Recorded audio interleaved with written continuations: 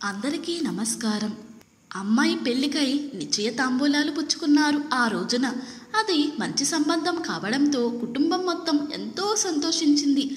తండ్రి అయిన శర్మగారు ఎంతగానో ఆనందించారు. అబ్బాయి అతని తల్లిదండ్రులు చాలా మంచివారు. దాంతో శర్మగారికి ఎంతో భారం తగ్గినట్లనిపించింది. పెళ్లికి ముందు ఒకరోజు పెళ్లి కూతురు తండ్రి శర్మగారు వియ్యంకుడు వాళ్ళ ఇంటికి వెళ్లాల్సి వస్తుంది. అయితే ఆ రోజు శర్మగారి ఆరోగ్యం బాగాలేదు. మొదటిసారి కావడంతో కాదనలేకపోయాడు.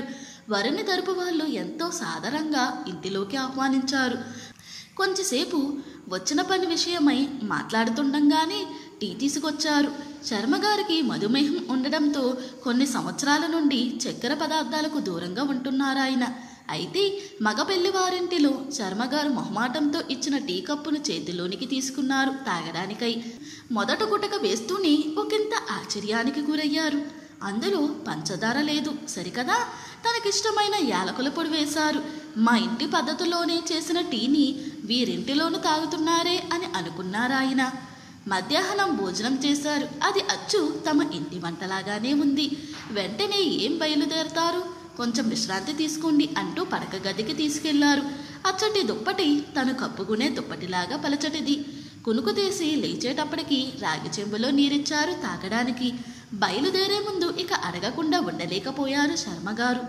నేను ఏం తింటాను, ఎలా తాగుతాను, నా ఆరోగ్యానికి ఏది మంచిది, ఇవన్నీ మీకెలా తెలుసు అని. అమ్మాయి అత్తగారు ఇలా అంది. నిన్న రాత్రి మీ అమ్మాయి ఫోన్ చేసి మీ గురించి అన్నీ చెప్పింది. మా నాన్నగారు మొహమాట పడతారు, వారి గురించి మీరే శ్రద్ధ తీసుకోవాలని కోరింది. శర్మగారి కళ్ళల్లో నీళ్లు తిరిగాయి. శర్మగారు ఇంటికి రావడంతోనే భార్యను పిలిచి ఇలా అన్నారు. లక్ష్మి, మా అమ్మ చనిపోలేదు. ఏమిటండి మీరు మాట్లాడుతున్నది?